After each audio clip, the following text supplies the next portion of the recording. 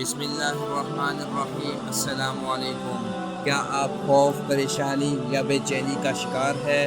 تو آج سنیے اللہ تعالیٰ کے پیارے نام القہار کا طاقتور وظیفہ۔ القہار کا مطلب ہے ہر چیز پر مکمل غلبہ رکھنے والا۔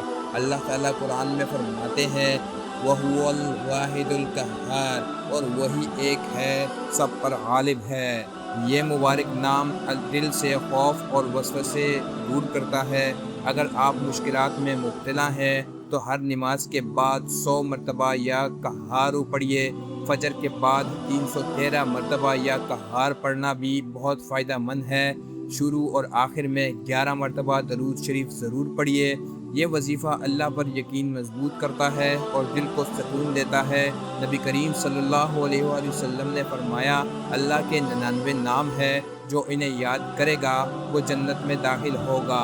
صحیح بخاری، صحیح مسلم۔ اللہ تعالی ہمیں اپنے ذکر کی توفیق عطا فرمائے، آمین۔ مزید اسلامی وظیفوں کے لیے ہمارے چینل کو ضرور سبسکرائب کریں۔